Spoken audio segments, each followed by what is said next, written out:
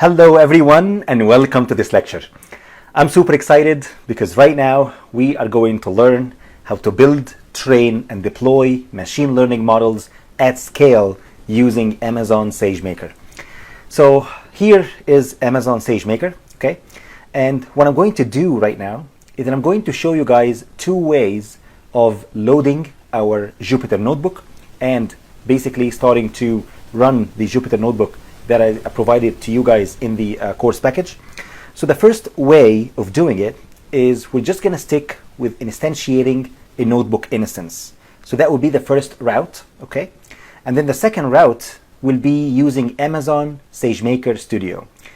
I really like Amazon SageMaker Studio because it will make our life 10 times easier.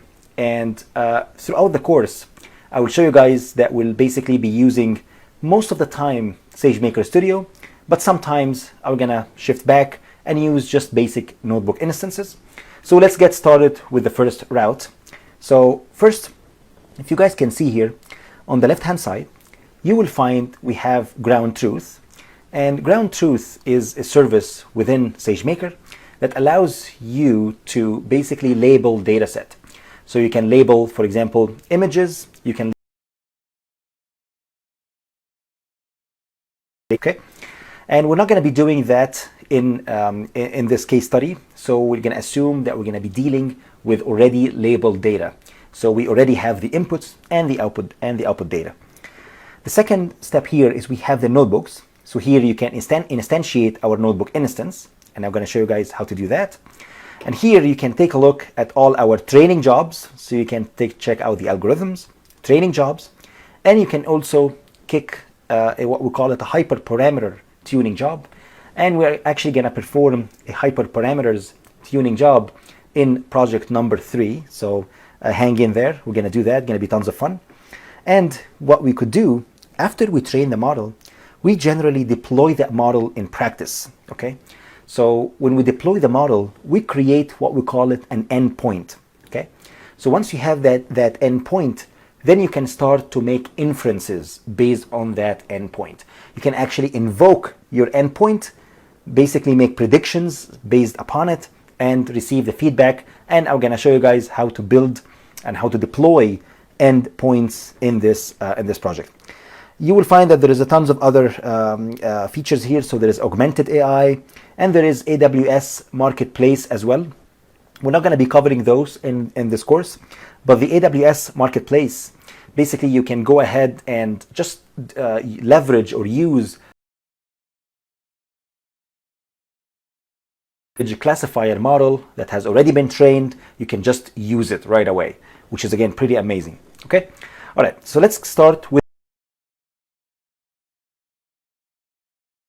just click on it, okay? And you will find that here you can simply create our notebook instance. You just click on that.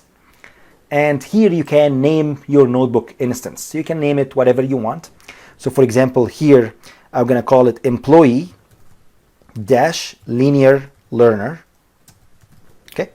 You can select basically the instance type. So you can either select T2 medium, there is T2 large. There are tons of options, as you guys can see here.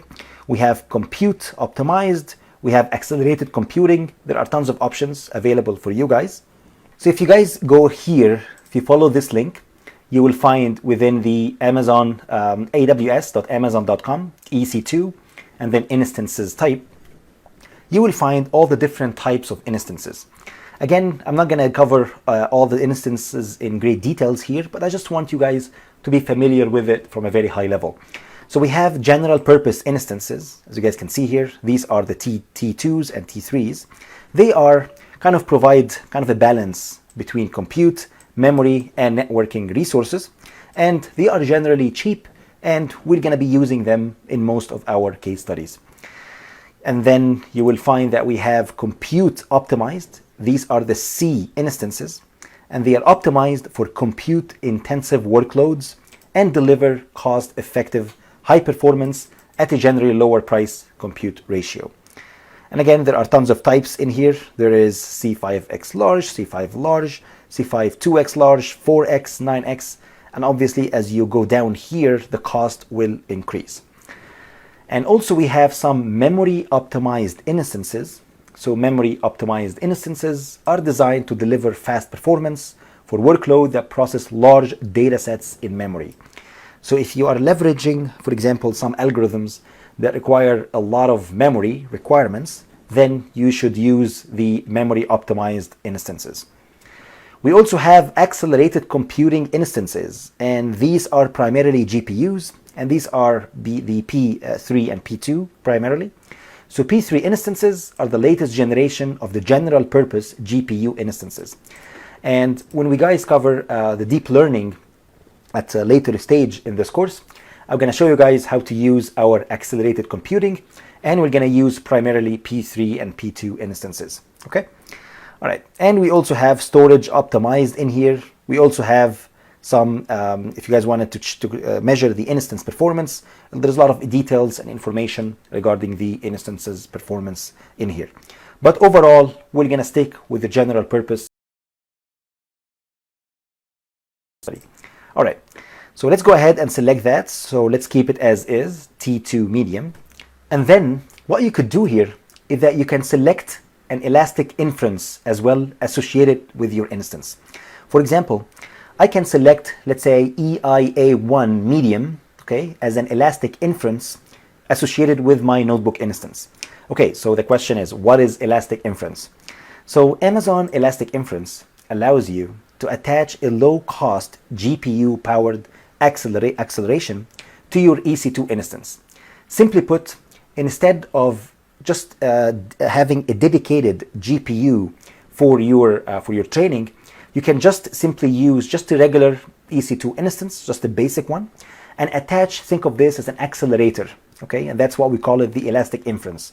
It could speed up the process for you, and it can save you a lot of money. So you can actually save up to 75% compared to using a purely dedicated GPU-based instance for your training, okay? So don't worry about that. We're just going to set it to none right now. The next step is calling or providing permissions and encryption. And simply put, what we're going to do here is that we're going to create a notebook instance. And I need to give permission to my notebook instance to, for example, access Amazon S3 for instance. Because again, we are going to upload our data to S3, and we're going to train our algorithm, and the algorithm will basically fetch the data or obtain the data from S3, and after the model is trained, the trained model artifacts will be placed in S3 as well. So what I'm going to do here, I'm going to say, okay, please go ahead and create a new row. So I'm going to create a new row. And that role, I will give it access to any S3 bucket. So I'm going to select any S3 bucket, and I'm going to say create role, and it tells me success. The IAM role, or Identity and Access Management role, has been created, and that's the name or the ID of my role, okay? You can simply go here, just ignore the network and Git repository, and you can also ignore the tags. You can just say create notebook instance. So as you guys can see here, now the status is showed as pending, and the notebook instance is being created for us. So now I have the notebook instance name is called employee linear learner. We selected that. The instance type is T2 medium, and you will notice that it takes around 2 minutes, I would say, for the notebook instance to be ready. And after that, I will be able to load my or upload my Jupyter notebook, and I'm going to upload my data, and I'm going to start right away to train our model afterwards. So I will see you guys after the notebook instance is available. All right, so it took around 2 minutes for the notebook to be available, and now the status shows in service. You can simply go here, click Open Jupyter, and that will open a new tab for us.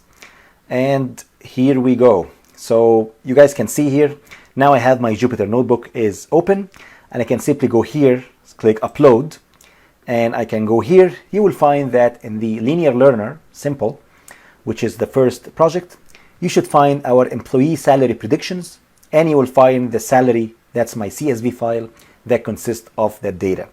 And you will find as well